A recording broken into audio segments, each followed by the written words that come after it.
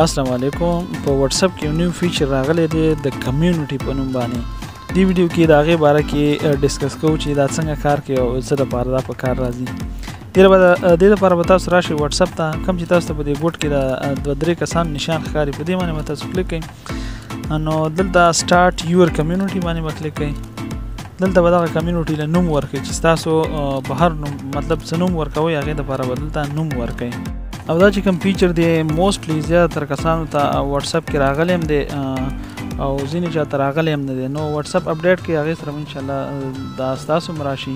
اوس دې له ما نوم ورکو پالو د کمیونټي. تاسو هر یو څه خپل مطابق نوم ورکولی شئ څه باره کې تاسو دا جوړوئ. دې نه پس دغه کیمرې نشان نه تاسو په دې باندې پروفایل پکچر لګولی شئ. دې نه پس دې ایرو باندې به کلیک کوئ، ایډ ایگزسټینګ ګروپ باندې به دلته کلیک کوئ. دې نه تاسو په دې کې تقریبا 51 پورې تاسو دا ګروپ په دې کې اډ کولی شئ. نو په یو کمیونټي کې تاسو دش کولی شئ چې 51 د واتس اپ چې کوم ګروپس دي که نه هغه پکې اډ کولی شئ په یو ځل باندې.